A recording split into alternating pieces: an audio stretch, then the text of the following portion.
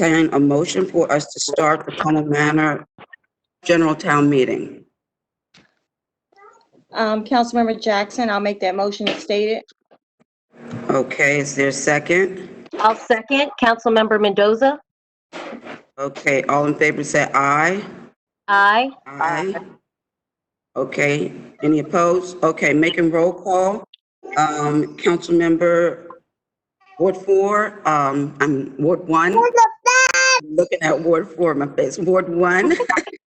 Are you correct? Is absent. Ward 2. Here. Say your name, please. Councilmember Bowden, present. Ward 3. Councilmember Vivian Jackson, present. Ward 4. Councilmember Melinda Mendoza, present. Okay, and the mayor's present. So I want to welcome everybody. This is the first time we're trying something like this. It's amazing how the world changed in a month. A month ago today, we were all actually in this room meeting together, and we didn't even know it was a big deal. And so the world has changed a lot. We're going to start out this meeting as usual with the Pledge of Allegiance. So if you got a flag around, or if you just want to think of a flag, you can stand. I pledge allegiance to the flag of the United States of America and to the republic for which it stands, one nation, nation, under God, indivisible, indivisible, with liberty and justice for all. Now, if we could take a moment, this one is a real big one, a moment of silence to think about everything that we're living through today, all of the people who we've lost in 1 month. It's been significant. People who are sick in our families, people who can't be with their families. And let's take a moment, absorb the reality of what all that is so that we can bring ourselves some strength to move forward. So let's just take a moment.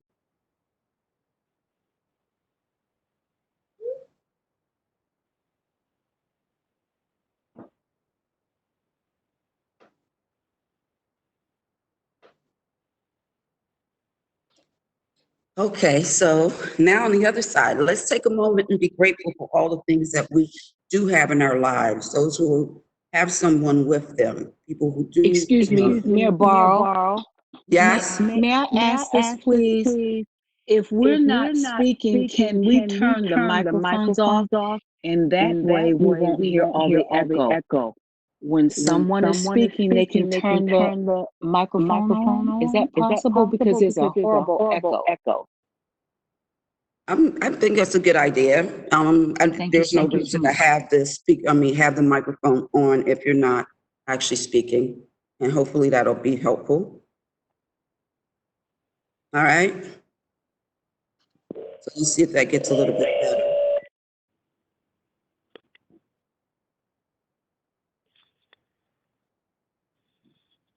Okay, so now we're going to take our other moment of silence to be grateful for all of the wonderful things. Those of us who are healthy, be grateful for that health. Be grateful for your loved ones, those who can be with your loved ones. And let's just appreciate everything that we can appreciate about what we do have in this world.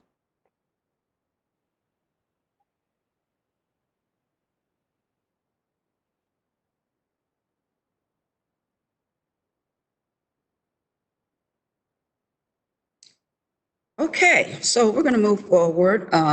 I will read off the agenda in case anyone hasn't received it and ask if there's any necessary additions.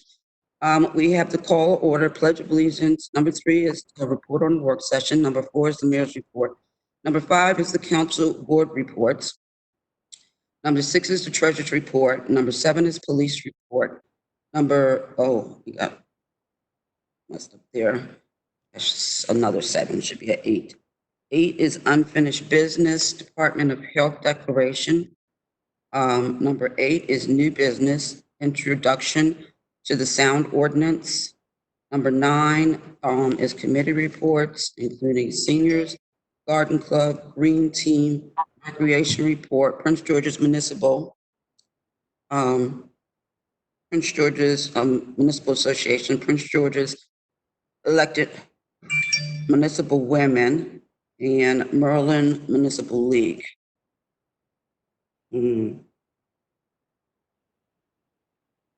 Okay. Councilmember Mendoza is going out and coming back in, so we can get her back on the record when she gets back in. Her screen froze. All right, so I'm going to move on. Since the last meeting, we've had a couple of, we had an emergency work session, which was related to giving us the ability, and this is, I believe, it became a resolution. And Mr. Barr, if you have the actual numbers, it would be helpful. I don't have it here with me. But we did a resolution that gave us the authority to close this building and to restrict people in the building and to actually make a determination as to a survey of the person condition to determine whether or not it would be okay for them to enter the building. So that got done as a single matter in a session, I believe on March 11th. Since then, we've had an emergency, since then we had a emergency session prior to our work session on Thursday, April the 2nd.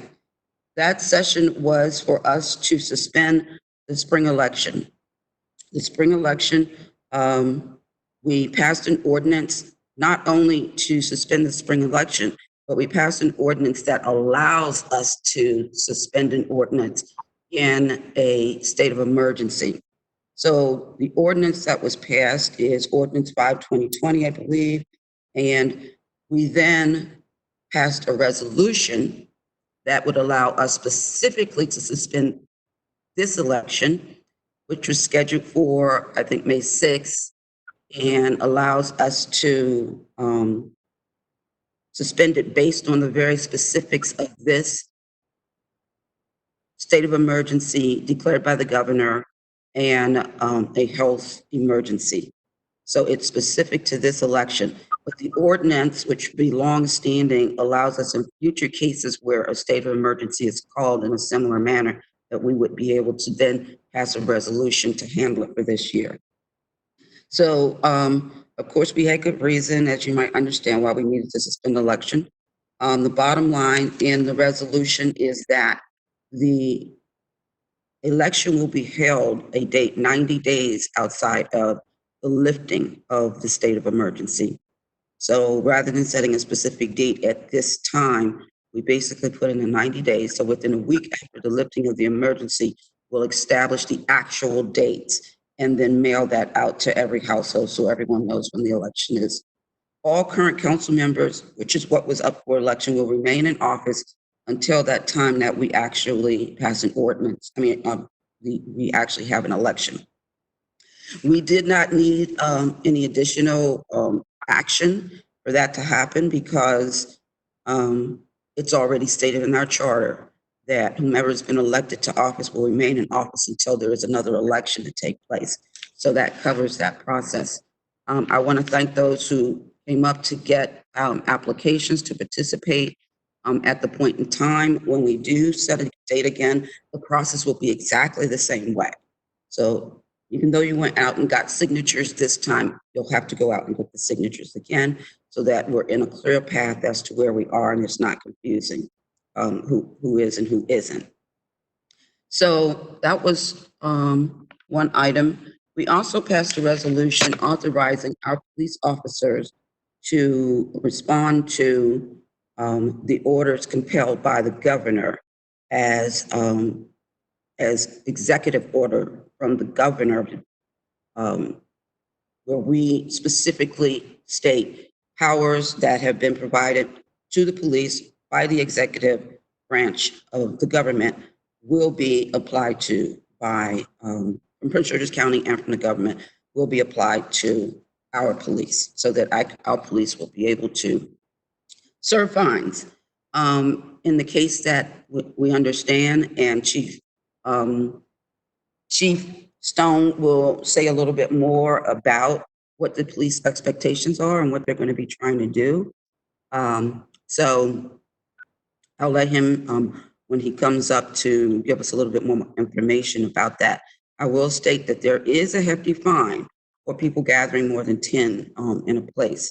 There is no specific fine for the 6 feet distancing, but as you all know, what we're trying to do is we're trying to save lives. And to save lives, we need to maintain the 6-foot distance, especially when you're standing in lines at stores and so forth, so that we are protecting our citizens, our friends, our family from what we might have. We know that this disease is asymptomatic in a lot of people.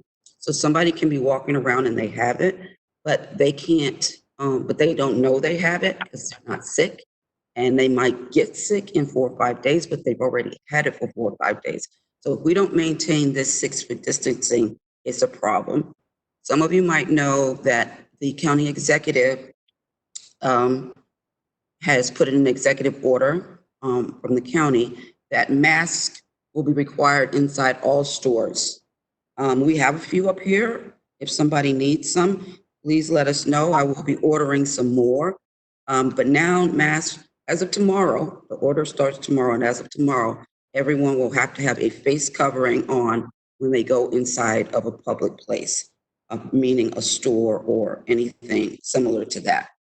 I recommend also that you have gloves, because the touching of hands is touching of your face is very easy to do, and it's a hard habit to break. But you won't touch your face likely when you have gloves on, because your gloves are touching other things and you're more conscious of that.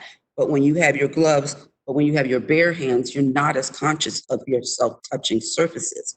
So you would want to, if you don't have a lot, to wash them before you take them off. Good soap and water is always still the best thing, but if you have some sanitizers, that can be the case as well. So I'm gonna move on. That was one work session. Next one, we had a work session on Tuesday, April the 7th. In this work session, we also went over the ordinance that is on hold right now, which is an ordinance to establish a health department. Based on the new resolution that Mr. Barr gave us during this meeting, all the matters of whether or not we could,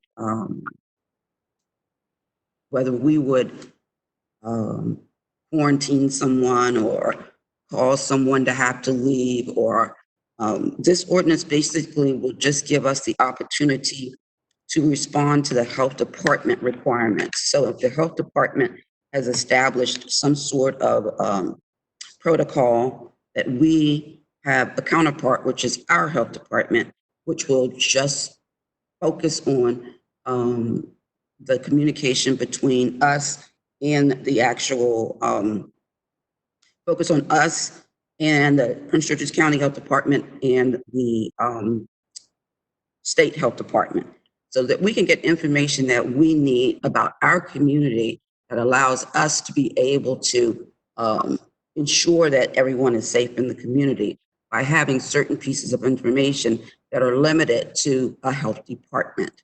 And so by establishing the health department, hopefully it will allow us to have more information. Fortunately, the county has started to release zip code level data, which at least gives us a closer picture of what's happening in our community. What I can say, and you guys can go out and look it up yourself, it's Prince George's, I think it's, Councilmember Jackson, you remember the name?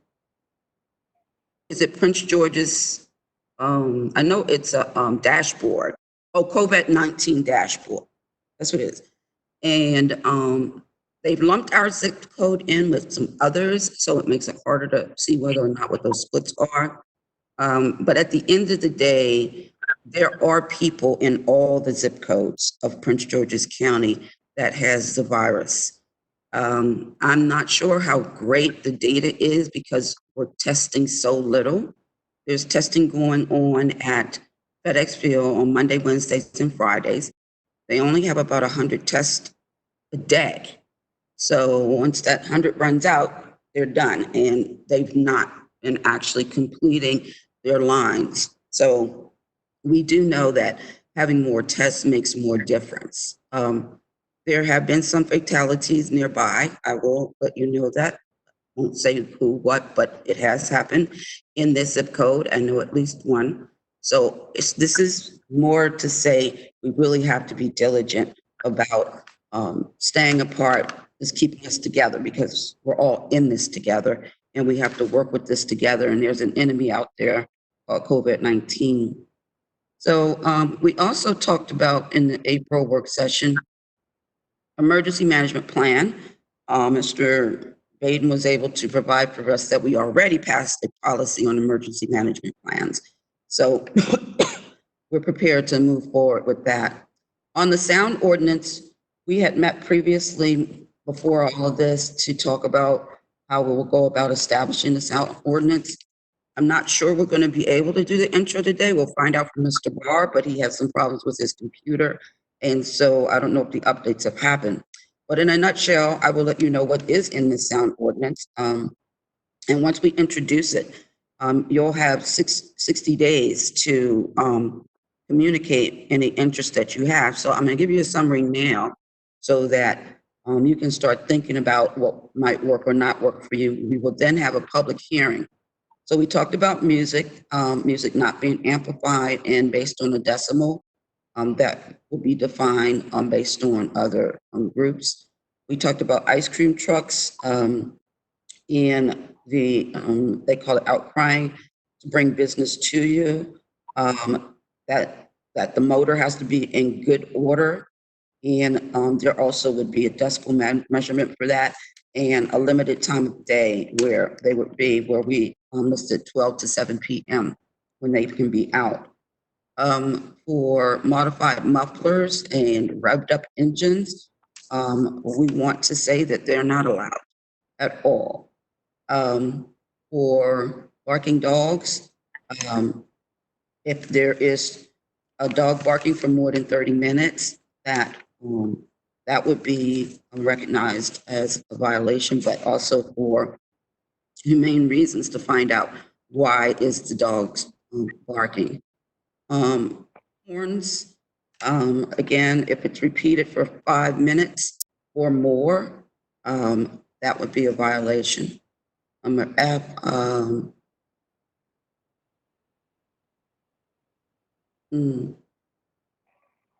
Construction. We're looking to limit construction from 9 a.m. to 8 a.m. to 8 p.m., limiting construction. Lawnmowers and equipment, we're looking to limit from 8 a.m. to dusk, and that the motor is in good order. For church amplified, again, we will be using a decimal for that. And then for scooters and dirt bikes, if they're idling trucks for over 30 minutes would be a violation for that. So those are the things that will be going into this ordinance. So if you even have any thoughts now before we're able to actually introduce it, it will not be an emergency ordinance. We will take our time, let you guys respond. Hopefully we'll have something that we can at least email out to you by next week. And then we will be calling a public hearing after we have the introduction, which will probably be May now, when we actually introduce the bill. We also went over a new schedule for our budget. As you may know, the budget, I have the budget now. Mr. Dan has given it to me. I am to get the budget to the council by tomorrow. We're having a budget meeting, which will be this way, on April 16th at 7 p.m. Again, it is a public meeting, but in the budget hearings as well as work sessions, we don't invite we may invite a resident to speak, but generally it's for listening purposes. On May 12th, we will have our public hearing, and on June 9th is when we expect to actually vote on the bill itself. Yes. So that was, in that meeting, the budget schedule. And then we talked about purchasing face covers and gloves for residents. And like I said, we do have some, here now, and I will be putting in some orders. So if you need them or you know somebody who needs, these are not the N95 masks that we want to make sure we reserve for our health professionals and first responders. These are surgical masks, which are basically there to stop your sneezing or when you speak, not to come out to hit other people. It is not going to protect you if you're standing too close to someone and they sneeze, and this is not going to protect you from that. But anyway, that is what we did on former matters in the last month. And as far as a report from me, if I'm remembering something, I'll continue to report it as we move on with the call. But what I will say is this, if those of you who may not know, our elected officials have been absolutely amazing from the governor, from the state level down to the county level, and also emergency management within the county. We've been overwhelmed with conference calls. I've had one day, 5 in a day, where everyone wants to continue to keep us informed, make sure that we know what's going on. The county executive held a town hall, and there was 61,000 people on the call for the town hall. And that was awesome. Congressman Brown has also held the town hall. I'm sorry, not Councilmember Brown, not Congressman Brown. Senator Augustine also held a town hall. The town halls are to bring everybody together. I want you guys to stay tuned to the text messages that we're sending from here. If you're not getting our text messages, please call us because it means we don't have your phone number. And we've collected a lot of phone numbers through the parking permit program, but also the contact sheets that we were collecting before. So right now we have some kind of contact information for all but 61 homes of our 425 homes. So it's a really great percentage, but if it's your home phone number and it's not your mobile phone, you're not going to get the text. And if our email that we have for you is not the correct email, then you're not getting our emails. But we're informing you as we get all this information. And so if you stay up to date, if you're watching what we're sending to you, you'll be able to stay up to date. And that includes the information that comes from CARE, the CARE package that was passed by Congress and signed by the president. All of the beneficial things that are in the package about the unemployment and the additional unemployment you get, the additional weeks they've added on to it, and the fact that gig workers and 1099 people can also collect from the unemployment package. There's been a delay in that because they didn't have logistically the process in place for that. And so I will be looking that up again to see if they've moved on so that that can happen. About the monies, about your rights, that you cannot be evicted during this period of time. You cannot be foreclosed on during this period of time. You have a right to ask for forbearance on a mortgage. And there's several parts to that, and different banks do it differently. But anything, if you have questions about stuff, Ms. Cooper, Kayla, has been studying the details of these things, so she's going to be helpful to you in helping you fill out forms for small businesses and what's available in the business community. Ms. Jackson, who is a banker, is right in the middle of, Councilmember Jackson, right in the middle of all of this, so she's understanding it. So you have some resources available to you if you need some help understanding where do you need to go and what you need to do. So please take advantage of us being here. I will go ahead and move on to my council members to see, get their reports. And if I think about something else, I'll just bring it up later on. So Ward 1, I would like to know, would someone like to make a motion to excuse Councilmember Blue. I make a motion to excuse Councilmember Blue. Okay, that's Councilmember Bowden making that motion. Is there a second? Councilmember Jackson will second. Okay, is there any discussion? If Hope she none, feels better. yes, we hope she feels better. That's Yes, I hope you feel better, Miss Blue. so. I'm gonna just gonna say all in favor. Say aye. Aye. Aye. Aye. Aye. Any opposed? Okay. I forgot to bring my gavel. So that motion passed. Okay, so for a report from Councilmember Bowden, Ward 2. I just like to thank everybody in my ward who's doing everything they supposed to be doing with this coronavirus out here. Just keep on, just continue to do everything that you've been doing, and we are all in this together. Thank you. Thank you so much for those words. Councilmember Jackson, Ward 3. Yes, good evening, Mayor, Council, and whoever else is listening. I really don't have a report for Ward 3. Just want to hope that all residents stay safe and also try to stay home as much as possible. I just want to say thank you to a resident in Ward 4, Adam. I see him around the town always picking up trash and stuff. I think last Friday was so windy, and I was also corporate of setting my trash out early, and my trash was all over the grounds. My husband and I and my son were picking up trash at 8 o'clock in the morning. But I've seen Adam walking with his dog and his friend, and he's picking up trash in town. So I really want to appreciate that. I really want to thank him for that. Also, Monica is a resident in Ward 2.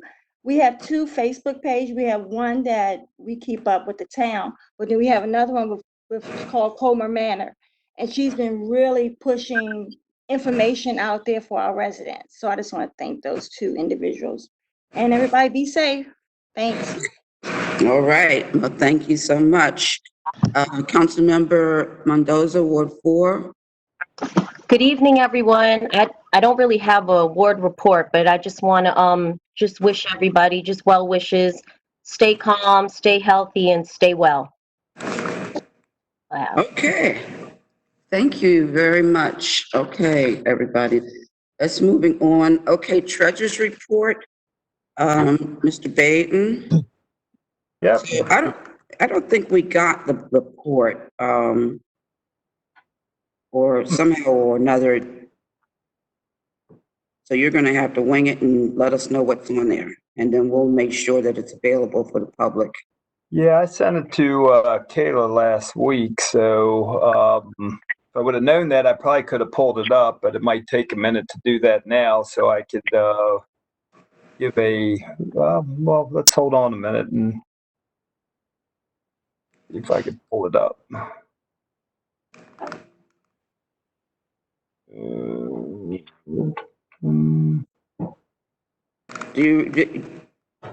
Do you remember the email? I mean, the name that you put? Oh, here's March. Is it March Treasurer's Report? Yep. Okay, I see it now.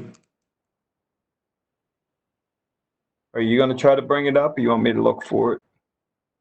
I got it. Do you want me to read it out? No, I've got it in front of me, so I could read it. You could actually share your screen and show everyone else, or I could read it, whatever you want to do. Okay, well, if I can figure out how to. I mean, maybe I'll just read it. But if we could do both, it would be helpful. Chief, do you know how to go about doing a share screen? I could do it. Let me, I've never used this before, so I'm not familiar with it. let me see if I've got it.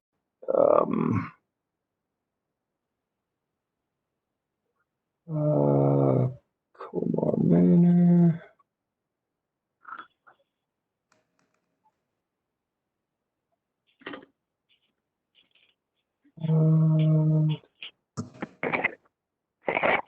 I don't have, let me see. Back into that.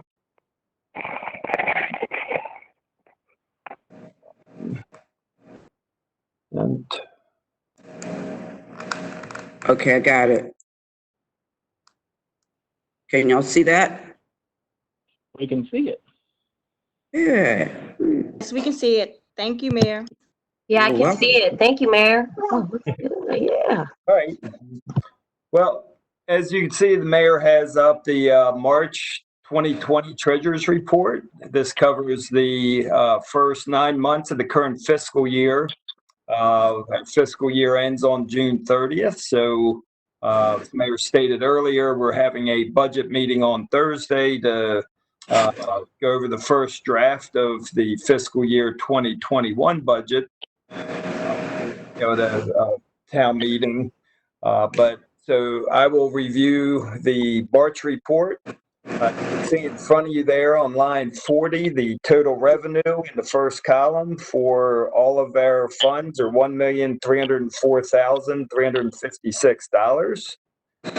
Going up to the top of that page, if the mayor will scroll up, you could see under line 4, real estate taxes, total budget for real estate taxes, or total actual received is $912,000. That's our largest revenue source.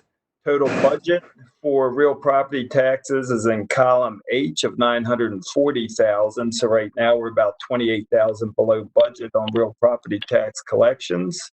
We should collect those by the end of June. Under next item down is personal property taxes. Those are taxes we collect based on the value of business property inventory. $68,418 against $80,000 budgeted. We still have some additional monies to collect there. Highway users revenue is $23,738 against a $52,184 budget. We've only received, there's a lag time in receiving those monies.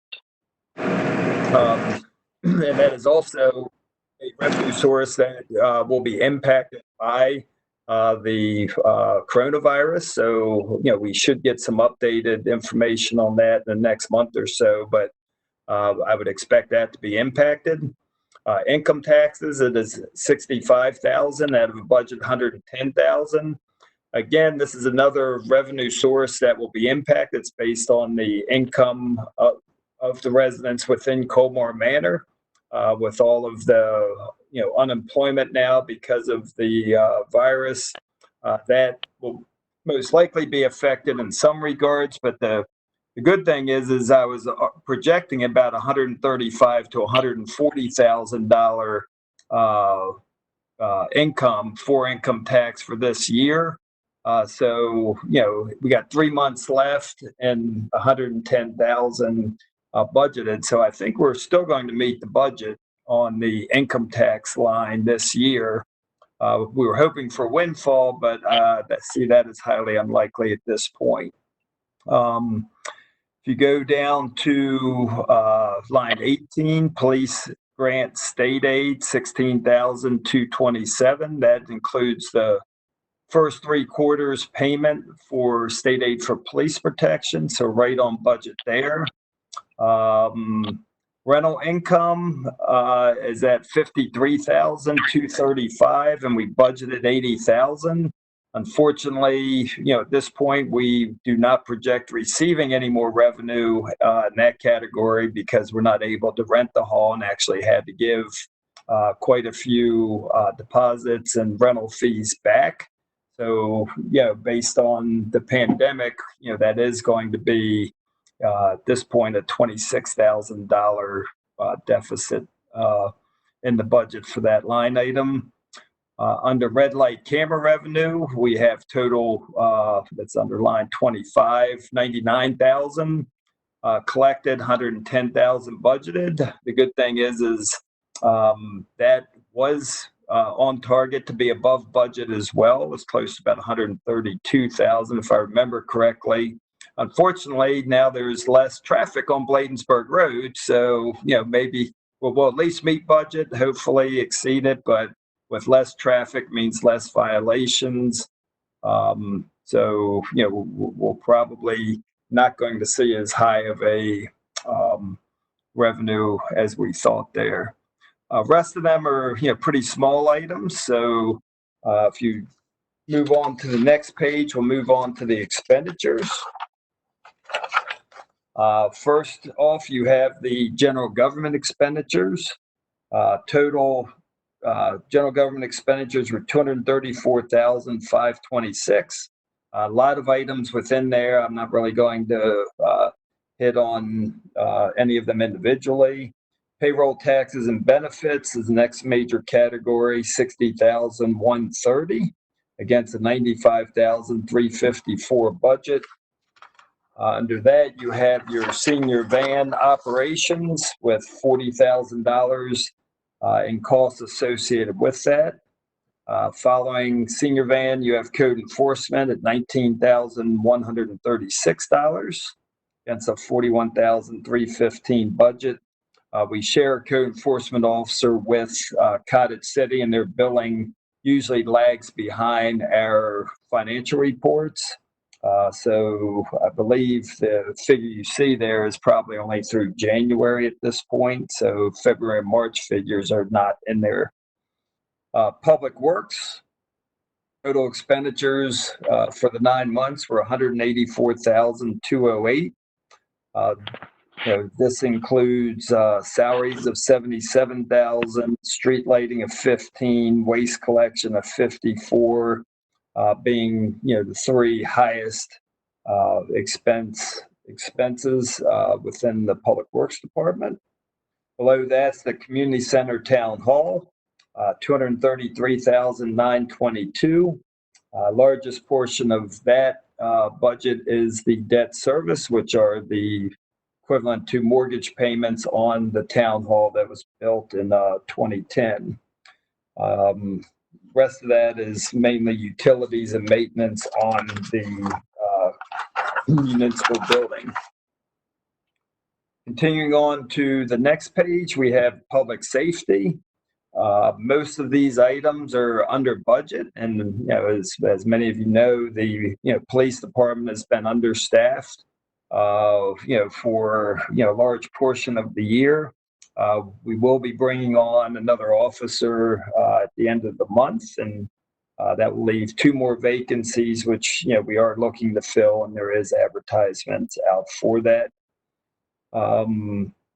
Total for, as I said, for public safety was $207,546, and then the police chief, when we had a shared chief with Cottage City for part of the year, was broken out separately. That is no longer the case, and that will be combined into the public safety budget as we move into fiscal year 2021. Community center operations, $59,857. Majority of that is made up of salaries for the recreation rental expense. Again, our rental expense, is really, not expected to incur any for the rest of the year. As we're not anticipating on renting out the facility, anytime soon. So the total expenditures on the last page were $1,047,579. And net income or surplus so far this year is $256,766. That's a quick overview of the treasurer's report. I ask you to accept the report as presented. Thank you, Mr. Baden. Is there any,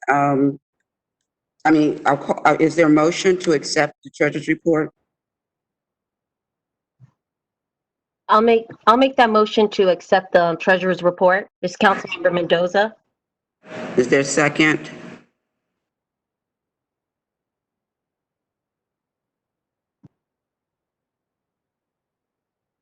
Everyone muted? Sorry, yes, I was muted. Sorry about that. Councilmember Jackson makes the second motion. All right, any discussion? Thank you, Dan. You're welcome. I will mention for everybody's purview, The fact that tax date changed to July 15th could have a significant impact on the income, net income, because here income taxes, because there might not be much more additional filing from this point forward. And everyone should understand. I mean, we have been doing very, very good. If you look at the percentages, we would be normally running at 75%. In most of these cases, we're either on target at 75% or below it in terms of the expenses in these individual budgets. What's saving us right now is the fact that we haven't had police in a long time. So it's caused us, our budget, to have some funds in it to sort of cushion us up against this type of the cost that we're losing. And I will also mention that we are hoping, and I have spoken to congressmen and the senators' offices about a part of their package, because they'll have a new package to make sure, just like they're offering money to businesses to recoup their losses as long as they keep their employees, we would like to ask them to help recoup our losses, because we are holding on to our employees. We dramatically cut the staff. Those who can are working at home for the primary point of time, which is difficult to get a whole lot of work at home if you haven't really set up everything to work that way. But they are doing an excellent job. I want, at the backs of my employees that are really doing a yeoman's job of like staying informed and keeping everybody else informed. But we are keeping our employees, and we're paying them the same thing that we would pay them if they were full-time here. So we're going to be asking for that relief, and I just want to make sure everybody knows that as well. Any more discussion? Okay, This is go Councilman ahead. Jackson. Just want to thank Dan. I think like you said, our budget, we have a cushion because of the police department, but we also have a very conservative treasurer. So Thank you. I really appreciate that. So Thank you very much. Yeah, thank you for saying so. You're right. It's kept us clean for a long time now. And we appreciate that. So I'll call for a vote. Ward 1 is absent. Ward 2? Ward 2? Uh-oh, she's probably muted. Oh, are you muted, Cynthia? Okay, there it goes. Yeah, no, we can hear you. Oh, aye. Okay, Ward 3? Aye. Ward 4? Aye. All right, mayor votes aye. Okay, so moving on. The next order of business is our police report. I'll put myself back on mute. Chief Good Stone, evening, Are Mayor and you still Council. sharing your window? I'm trying to figure out how to get out of here now.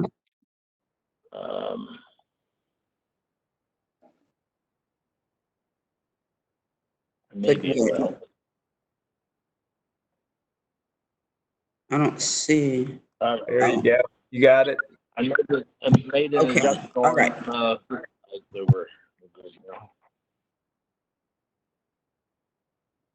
Oh, no. So Chief, do you have a report? Yes, and I did submit it, and if we're in the same situation as Mr. Baden's, I'll put it. I'll make sure the mayor and council receive it, and I'll put it on the website as well. I'm not as talented as to share it on the screen, so we're not even going to try that one right now. But we'll go over. Well, before I get into that, I did want to mention that just for the meeting tonight, that it is being recorded on WEBEX, and we're recording it on video, and it will be replayed beginning tomorrow on YouTube. We're not, unfortunately, able to put it out live on the cable TV tonight, but it will be available for review. Going into the police report for March 2020, there were 7 reports, police reports taken during the month of March in the town of Colmar Manor. That compares to 11 from February. 3 of the reports were for thefts from auto in the commercial area. and that compares to 7 reports from last month.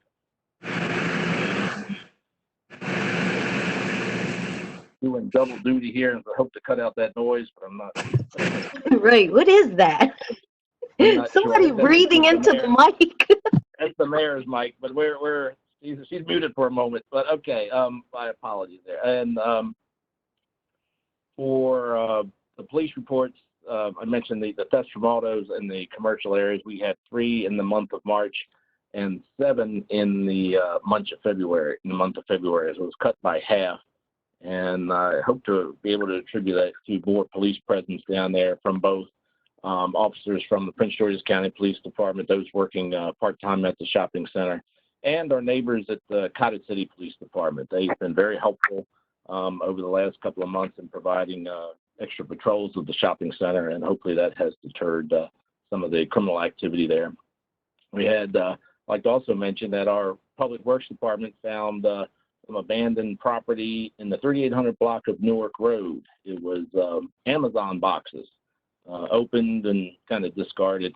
They were found to have been stolen from Northeast DC, and although not all of the property was recovered and returned to the owner, some of it was, and they were happy with that. On the 13th, we had certainly an incident of concern in the 4300 block of Newton Street. We had multiple reports of gunfire. Officers located, determined that the gunfire came from a residence in the 4300 block of Newton Street. They did make an arrest in that, and that is a resident of the town who has had a number of police contacts in recent months, and we'll be working with the owner of that residence and hopefully stop that from happening again. That person has not been gone to trial yet, and with the current court status of closed until May 1st, I don't know when that's going to go to trial. It's probably a couple months off at this point. There was an assault reported at a business in the shopping center. A customer dispute that turned into an assault no major injury, was a minor injury in that. And police received a report of a harassment complaint in the 3600 block of 41st Avenue. That's a kind of an ongoing neighbor issue, and we are endeavoring, and it's prime for mediation. Unfortunately, with the current status, with everything being closed and limits on gatherings and meetings and all that, it's been difficult to arrange that mediation. But once that is possible, we will see that is done. And we talked about staffing and how it's helped the budget. And I do have some good news as far as the police staffing. We I have the sergeant's position will be filled. One of the commanders from the Bladensburg Police Department is retiring and will be coming aboard with us and should be able to start prior to the next meeting. And I have one more officer that is finalizing his testing process. So hopefully by the next meeting, we'll have 2 in position. Those are experienced officers, but although experienced, they still have to go through just as the testing process and background process, just as if they're new officers. That includes neighborhood checks, criminal checks, psychological, physical, and polygraph. And one is completely through that and ready to start, and just going through the signing out process from Bladensburg, and the other one hopefully will complete that very soon. Mayor had mentioned the governor's order reference gatherings of more than 10 people and the fines associated with that. It's incarceration and up to a $5,000 fine. It's pretty serious, but it's a life or death situation, and we will be out discouraging people from congregating. It's actually been pretty good. I describe it as kind of a Sunday around here every day, and everybody notices there's a lot less people gathering. The parks have been, the kids aren't hanging out on the equipment anymore. They've been blocked off. The rims have been taken down from the basketball courts. So we're trying to work with people and discourage it as a last resort. That will result in criminal charges. And I believe that's all I have.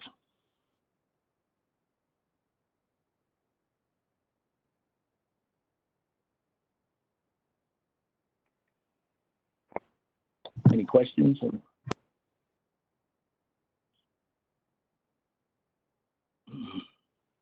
Mute me.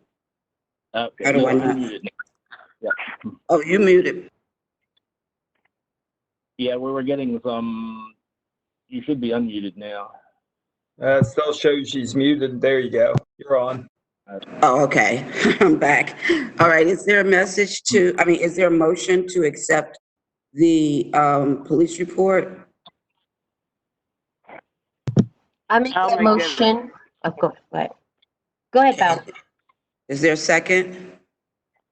I'll second. You can't motion in second. Oh, okay. Okay. So is there any discussion? Yes, this is Councilmember Jackson. Just wanna, Chief, if you can relay this message to Carter City, we really appreciate them helping us out to patrol the shopping center. And I know you can't wait till you get your new officers to join you. I know it can be lonely. That's it. Oh my goodness, yes, thank you. I will pass that on. And we are in discussions, for lack of a better word, to formalize the patrol of the Colmar Manor commercial area by Cottage City Police Department, and it may extend to the patrol of the Cottage City commercial area by Colmar Manor, but that's being discussed between the two towns now. And I'm sorry. Also, Chief, is it possible you can put something up on our Facebook page as far as with domestic violence? I know that because of everything that's going on and just reading other jurisdiction, domestic violence is on the rise. So on our Facebook page as far as a number of someone that can call. I will do that.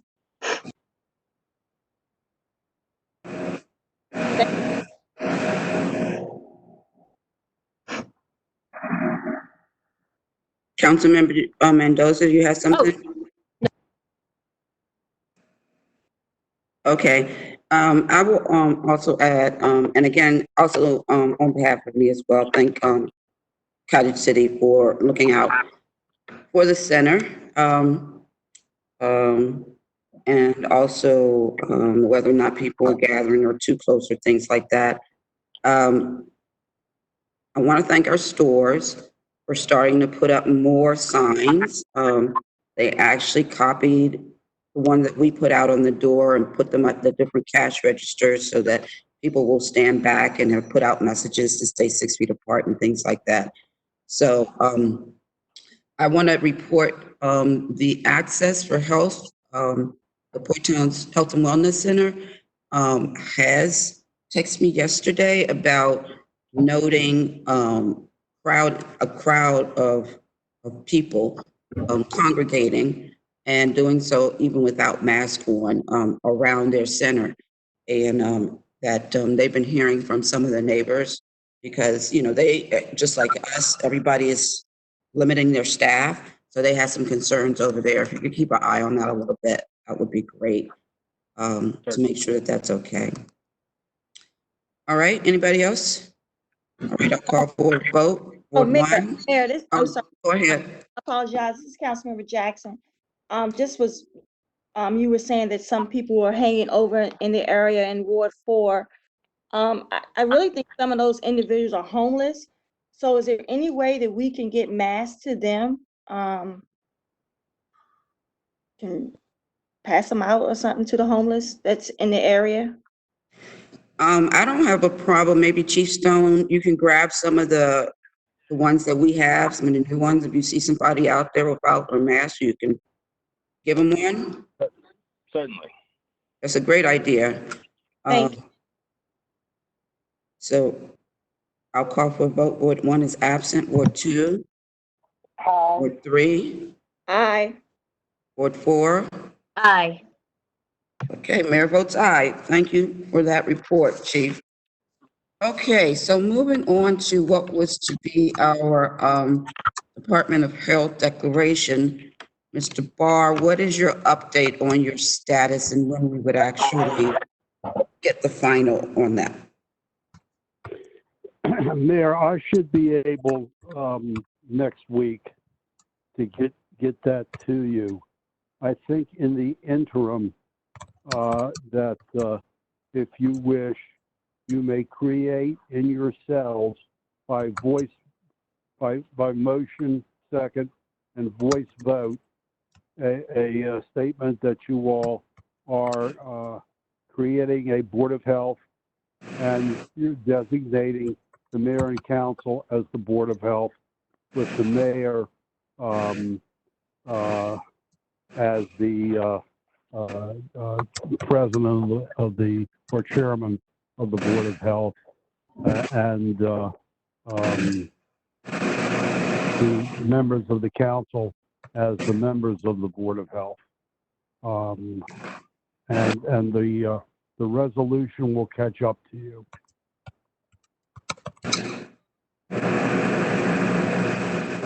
Okay, so being that said, Mayor, I regret, I don't have any way of reviewing the resolution which is out there. I can go over it with Kayla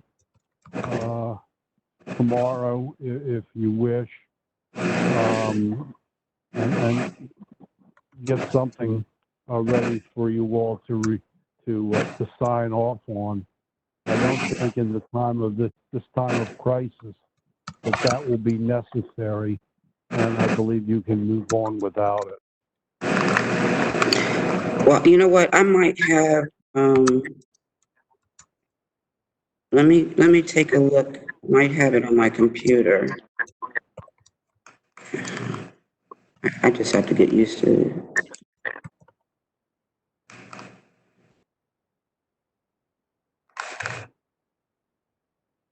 So while I'm trying to find this, how about we handle, you want to go on with what the status of the intro to the sound ordinance is going to be? The sound ordinance I have a draft of. However, I understand from the Chief Stone, that Bladensburg is also in the process of drafting a noise ordinance. And I would like to look at theirs, take advantage of what they're doing. And he has sent me a copy, but like most things, traveling with my computer, and I don't have access to it at the moment, working access to it. But I will have something for review at the work session, and for introduction at the May meeting of the mayor and council, the general meeting. Okay, fair enough. But you do have the notes. Could you read my notes? Because that was handwritten. Oh, of course. You're okay. Okay. So you understand, because everybody does their ordinances different. They were better than mine. Mine would be clear as mud. Yours were readable. That's not often said. So thank you. Because we want to, and everybody does their ordinances differently, but we did decide that we wanted the different requirements to be tied directly to a type of situation. So we didn't just have one distance or one decimal thing, but specific to a dog, specific to a lawnmower, specific to construction. So each one of those sound requirements will be different for different people. I have found,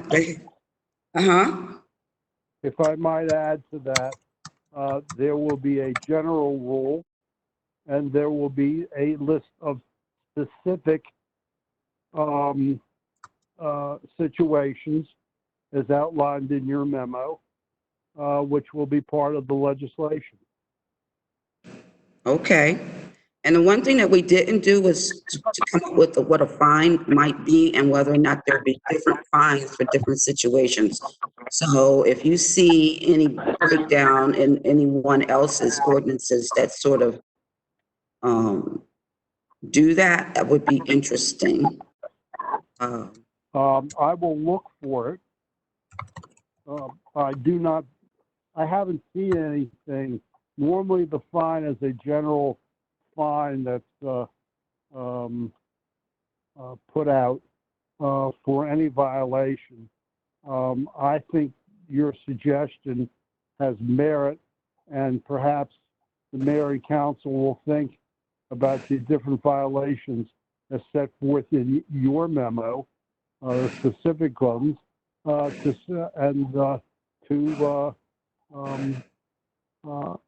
give a fine as a municipal violation. Well, it's not a criminal offense.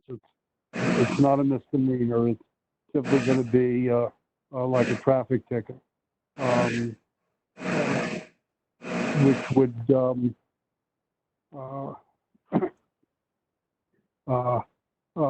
be in the ordinance.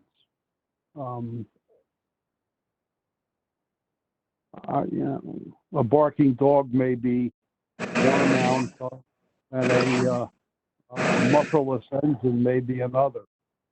So that's something for everybody to think of, and I'll get what information I can for everyone.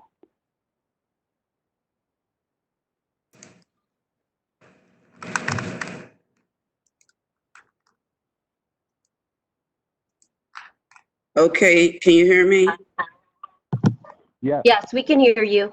All right, so I found the ordinance that we went over last week for the health department. So this would be an emergency ordinance creating a board of health for the town of Colmar Manor, stating the concerns of the mayor and town council in establishing the board and setting forth its powers and responsibilities.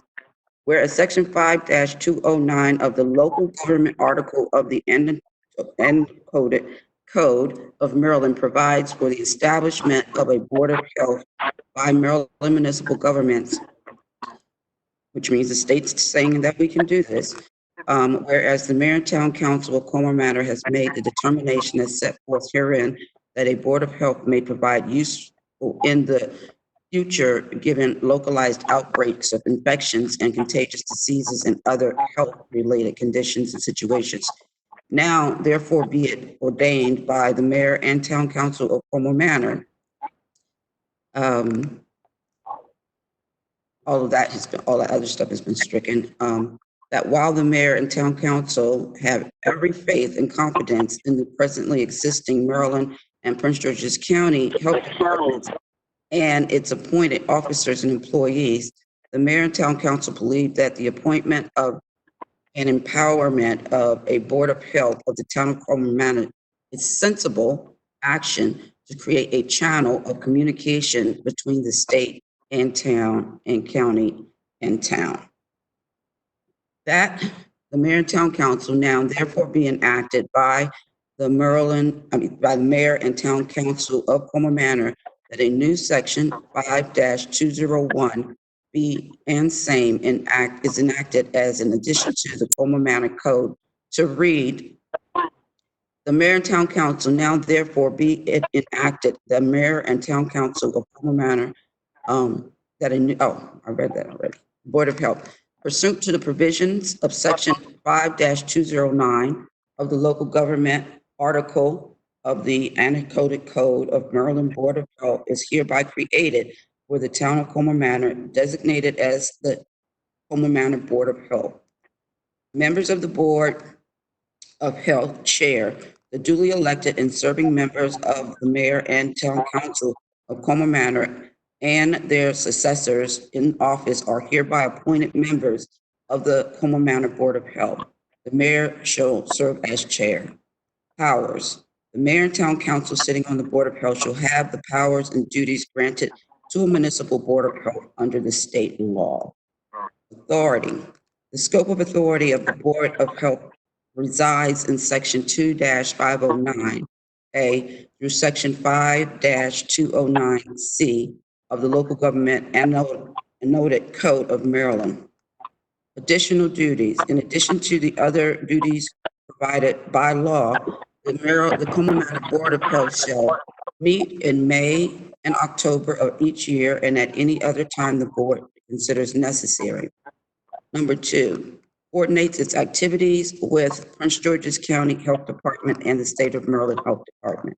Reports to the Prince George's County and State of Maryland Health Department on matters of the town wherever the board considers it is important and necessary to do so. Solicit information from Maryland State Health Department about matters relevant to the safety of the residents in the town. Severability. Be it further enacted that if any term, condition, or provision of this ordinance shall to any extent be held to be invalid and unenforceable, the remainder thereof shall be valid in all other respects and continue to be effective. In the event of a subsequent change in applicable law so that the provisions which had been held invalid is no longer invalid, said provisions shall thereupon return to full force and effectiveness without further action of the town. Emergency ordinance, and be it further ordained that this ordinance is and its purpose are hereby found and declared by the mayor and town council to be an emergency ordinance adopted and provided by the unanimous consent of the mayor and town council and pursuant to the provisions of the section 307 of the charter of the town of Maryland, town of Colmar Manor, which provides that an emergency ordinance be adopted on the day of its introduction, and if so adopted as an emergency ordinance, it may become effective on this day of adoption. So the purpose of this ordinance is just very clear. It's to open a channel of communication between us and the other health departments. Because as you know, everyone is saying it over and over again, testing is the #1 way for us to know where the virus is.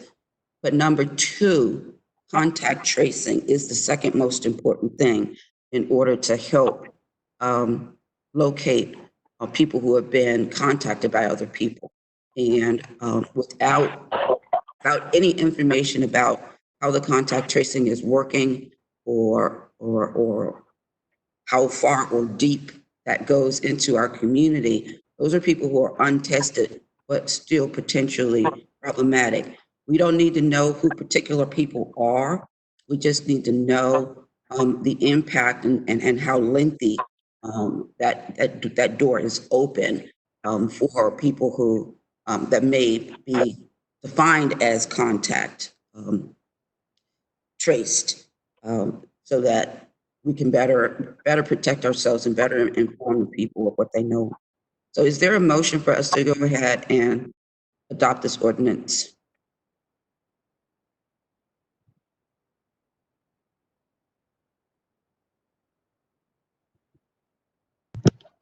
Do you have to be a council member to do that? Yes, you do. Thank you. Thank you. I'll make that motion to adopt this ordinance. This is Councilmember Mendoza. Is there a second? I'll second Councilmember Jackson. Okay, discussion. Thank you Okay. for everyone that's worked on this, from the residents that were involved, mayor and council. Thank you. And Mr. Barr. All right, thank you so much, and that really makes a big difference because we really have cleaned it up a lot. We took the comments that came from our residents and, nailed it down to what we really needed it for by separating out the building from this to just be about communication. So I will call for a vote. Ward 1 is absent. Ward 2.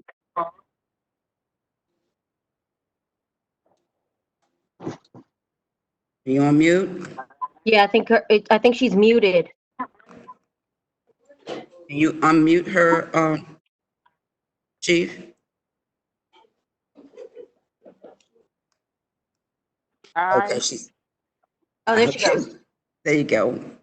Ward 3, Ward 3, Aye. Ward 4, Aye. and the mayor votes aye. So when you guys get a chance to come around and put on signatures, we can move forward Okay. with asking the county and the state, letting them know that we have this now and would like to have some direct communication with them. All right, Mayor, moving on. Mayor, Yes, Mr. Barr? the minutes should reflect that the ordinance was adopted by those members unanimously of it present. Excuse me, that doesn't sound right. It should read that the ordinance was adopted unanimously by all members present and voting. Okay. Thank you. We can do that. All right, so moving on, I thank everybody so much. Do we have a seniors report?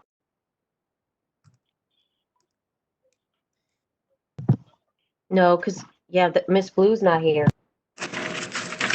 So I will report that we did keep running the senior bus for groceries and doctor's appointments only, mirroring what the county was doing with the bus and with Metro Access. Since then, and as of this week, I have shut the bus down. I am highly concerned about our seniors. If there are people who you know are willing to go shopping for them, pick up their medications, that's what we need instead of having them going out in public. There's been too many circumstances where the senior homes have been infected, so I have made an executive decision and shut the bus off. And if anyone calls, I would love to have some names of people who could go and do shopping for them. So if you're one of those people who might be able to do that, or just, or drop off things at on their porch, that would be helpful. And so I will, so let me know.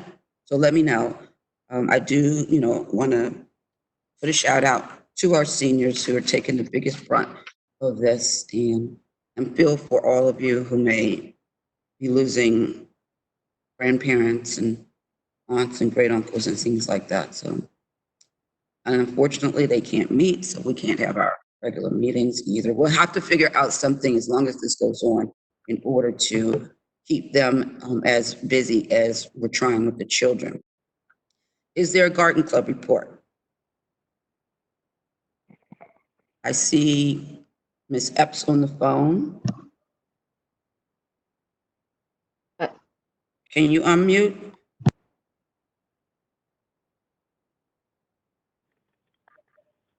Hello. There you go. Good evening to all.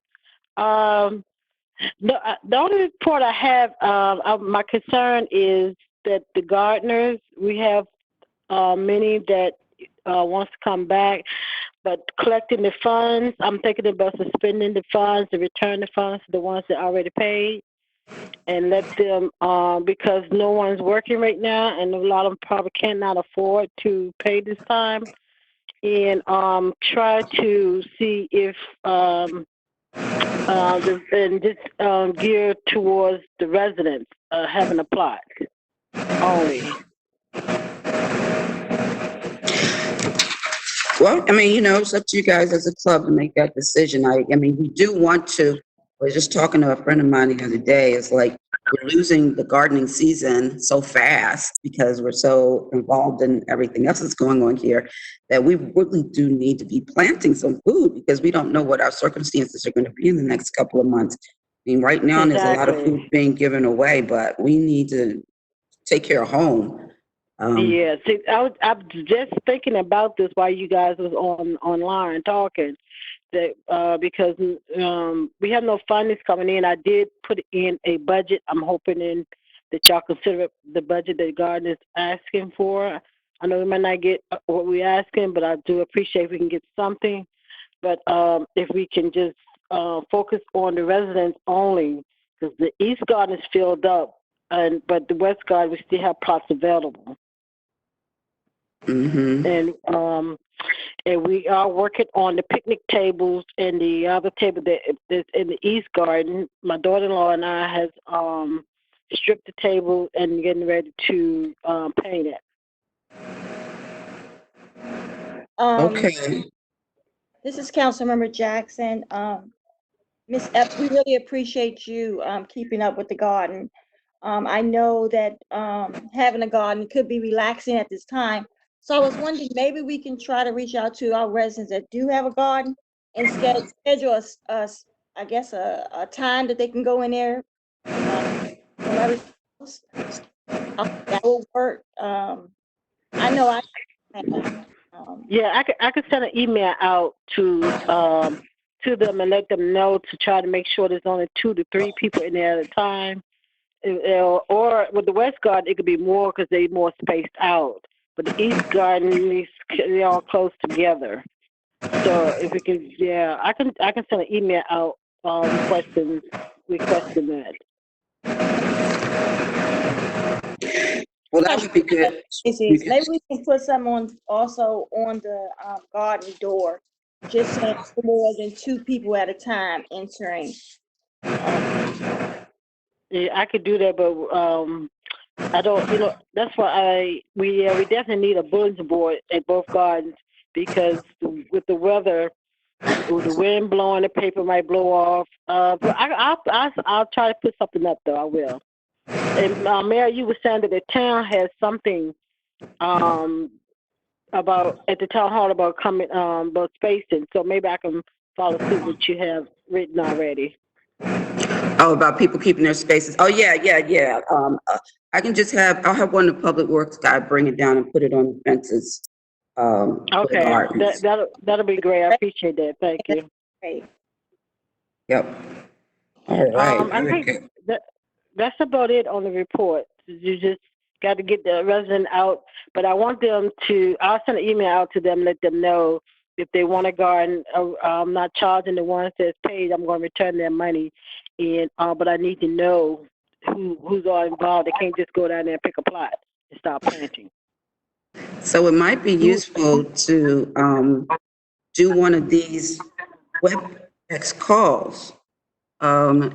People need to start seeing people, and these calls help because, we can still see each other. It's not just, an email that comes in and people respond to it, but it's actually people actually being able to see each other and talk to each other. So if we can use this that we now have, and I want to thank Kayla like crazy on getting these things set up.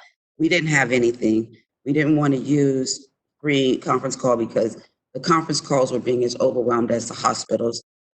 And so she found us something that would have worked, but then the state came out just last week and said, don't use that particular service because it could harm your computers. And a really big turnaround, she had to get another service in. I kind of like this. I think that we could get used to what we can use it for and what benefits it has to us. So you might want to do that with your garden club and maybe the green team, so the teams can still keep getting together. Okay, yeah, I'll talk to Kay about it more. And probably try to set up something on Saturday. Okay. Because our garden club meets Saturday. So then that's a chance. Thank you, Mayor. You're welcome. All right, we have a green team meeting, green team update.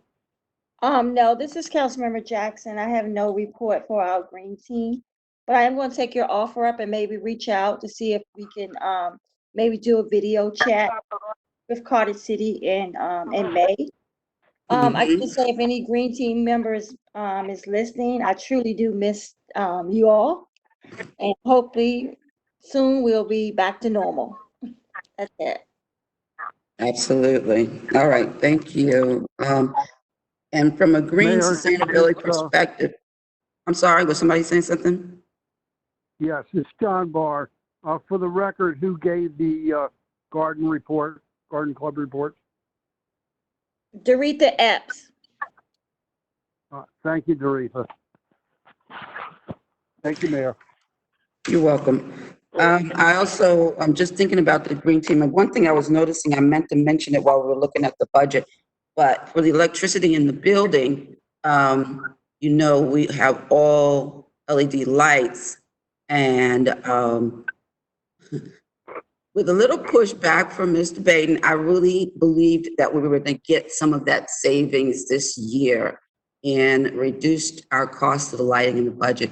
And we're still well under and doing very well. So this reduction in the building has made a big difference. And so I would like for us to, you know, really focus on whatever we can do to get the LED lights throughout the whole town.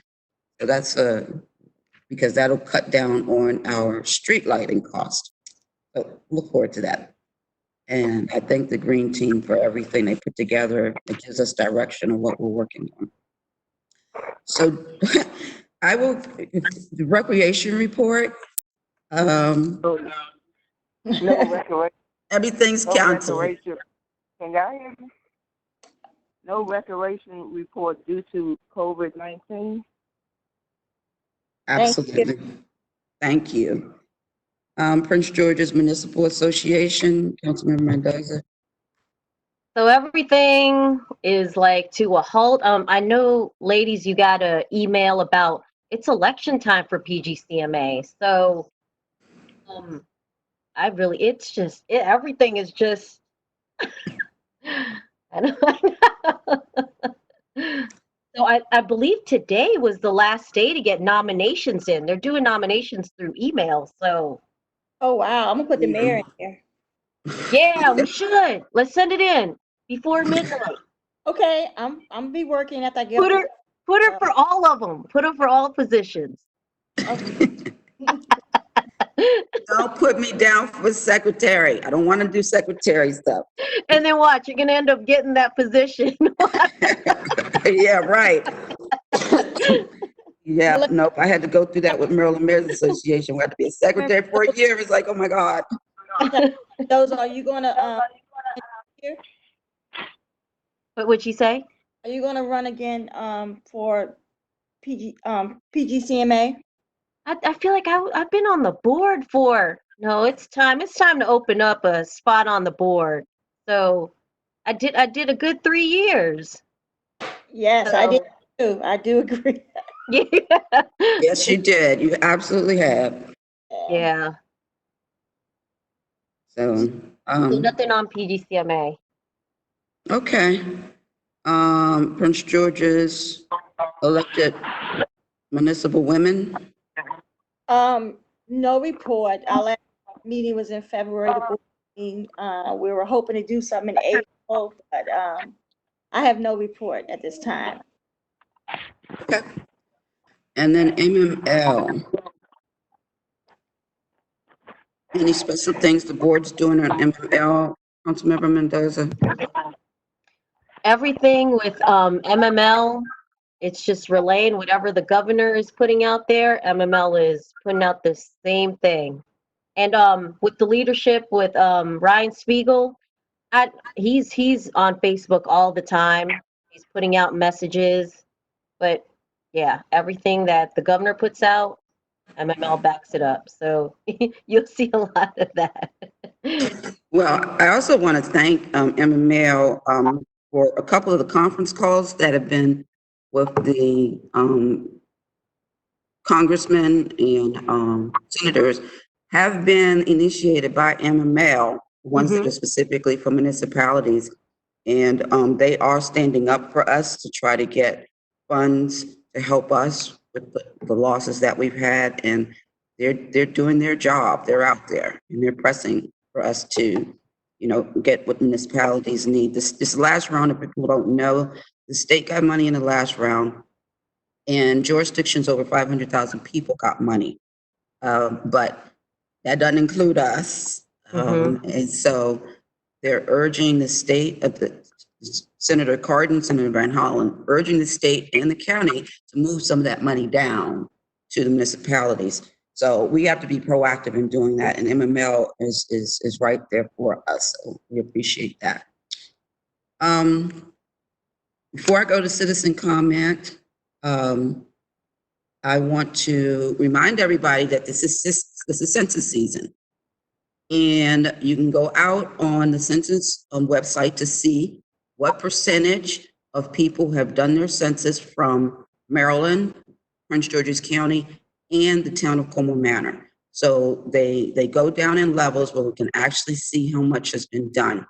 I did not look today. I think as of yesterday, or maybe Sunday, we were at like 50%.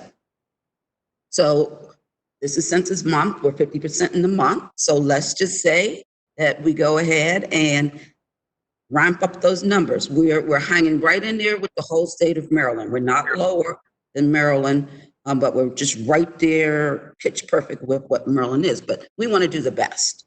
And so if you haven't done your census yet, please do. If you know of someone who is not likely to do their census, please encourage them to do so. Some flyers will be going out this weekend to remind people to do their census. We're behind schedule. We were planning on having a drawing today, which is what's on the flyers, that there was going to be a drawing of all the people who have done their census. If you have done your census and you have evidence that you did your census, and I'm sure they either send you an email or something, I haven't done mine yet because it's a little complicated. So I got some other things I have to do. And you have evidence, we will still be doing the drawing, and we will be giving out gift cards, and we'll be giving out fit watches.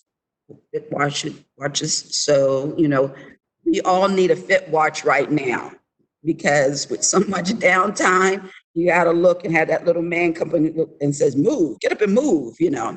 And so we will be giving those out, and we will be doing a drawing soon. We'll keep you notified by either text or email to let you know when we'll have the drawing, so that you can know to call us and let us know that you did complete your census. And so only those people who completed their census will be able to do that. I also want to say that we are offering pay for people to communicate with others, even if it's by phone. If you speak Spanish and can make some phone calls on our behalf. Our budget format has changed dramatically because a lot of the money in our budget was to do things in-house, and now we can't do things in-house. So we have to find more creative ways in order to communicate with everybody, so that we can get that voice out there, and particularly to our Latino population, to ensure that their numbers are being counted, because, you know, whatever your status is not relevant. Your kids still are going to school here, and you still need fire and police and libraries and all these things we still need. So therefore, all people, no matter what U.S. status that person is in, and we need to know those numbers. So if anybody knows anybody can help, or if you can help, please let us know, and we'll make some arrangements. We're paying people to help us do this. And we got funds from the state through a grant to help us do this. So if you want to participate, this will be a great way to participate. All right, so now I'll go to the citizen comments.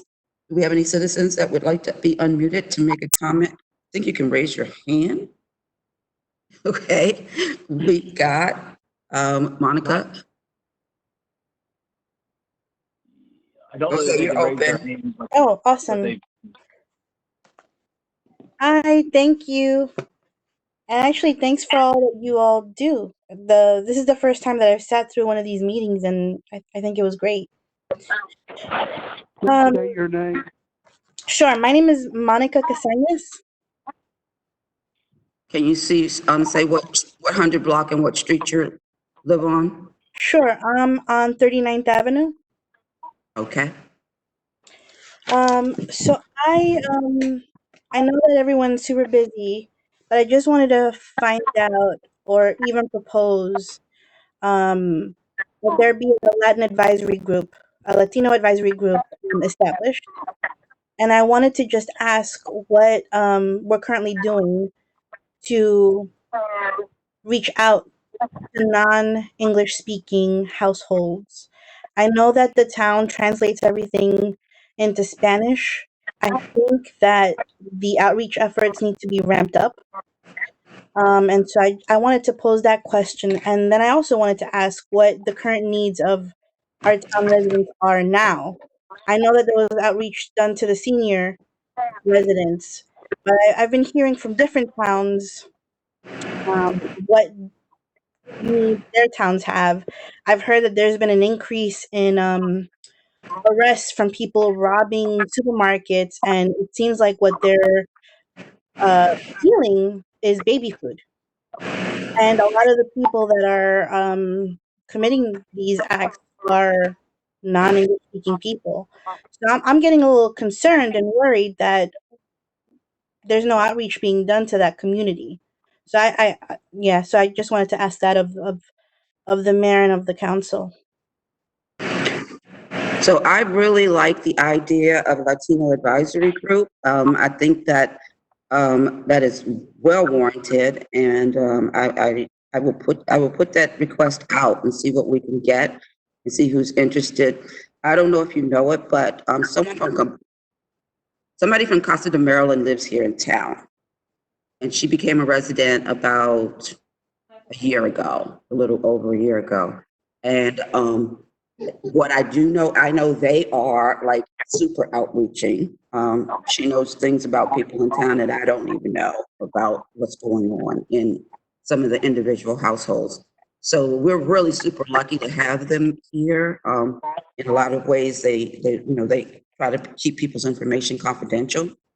But what I will tell you is that just like I put Renee on contacting the seniors and trying to find out what their needs are and what they're trying to do. I also put Christian on making phone calls to all of the different numbers that we have on our list to reach out to people, make sure those numbers are good numbers, and to just see what people need. So he's been doing that, even though mostly working at home. He's been doing some calling on that. It's going to take a lot longer. It's a lot more people that he has on his list than Renee had on her list because we were just dealing with the seniors on our election list. So we are doing that outreach by phone as you speak so that we can start. And then Christian speaks Spanish fluently, so he's able to communicate with those who cannot speak English. And so hopefully that's going to even tighten up better how close we know people and know what people's circumstances and who needs help. And then he can translate some of the potential services to the services that are available to people in Spanish as needed. I'll also say that there's a lot of people advocating for a lot of these programs to help, economic programs to help, do not include people who documents are not in order. I'm not even certain, the answer hasn't even come back, whether or not dreamers are on this list of, so it's been asked by many, many people, and there's folks going back saying, okay, we got to look at the law and see whether or not it's really including these people. And so the need may be very, very serious because if you lost your job and you were, say, a gig worker or a construction guy getting paid on the side at the end of the day when the work got done and you're a day worker, you're not getting paid right now. And it is a population that could potentially really fall. So you make a really, really good point. And I like the Latino advisory group. I will start thinking about how to structure something like that and get that going. I appreciate that. Yeah, thanks for considering that. I was also trying to figure out ways to do some outreach in the community to that particular segment of the population. I was thinking about establishing a WhatsApp group for the town Mm-hmm. and posting up maybe some signs that just say, if you're looking to get resources or help, dial or message this WhatsApp number. So I have a separate phone that's not my personal phone that I'm gonna use that I was planning on using as a way to connect people to resources because I know that a lot of immigrants in general have the WhatsApp application on their phone. So I was wondering, I was actually looking to see if there was funding to help do this, to maybe put signage out on the different street corners that would help. It could either be that WhatsApp number or it could be another number. But I think maybe that's something to look at since we're not able to door knock. Right, and that's where the problem is that it gets to how do we connect the people when we can't go to those doors directly. Call me later so I can talk about that. I've never used WhatsApp. I've heard of it before, but I just got to get a better feel. Anything that's tied to the census, we can pay for something. If it's just tied to COVID-19, we don't know anything yet, but we are expecting to be able to submit money to FEMA. So I would be encouraged to I can probably play it up by the census, but also add details about COVID-19, sort of tied the two together so that the funds are there for us to do some things. You create a flyer for me and let me see it, okay? Yep. Okay, sounds good. Thank you. Thank you. Very much. Thank you, Monica. Any other citizen comments?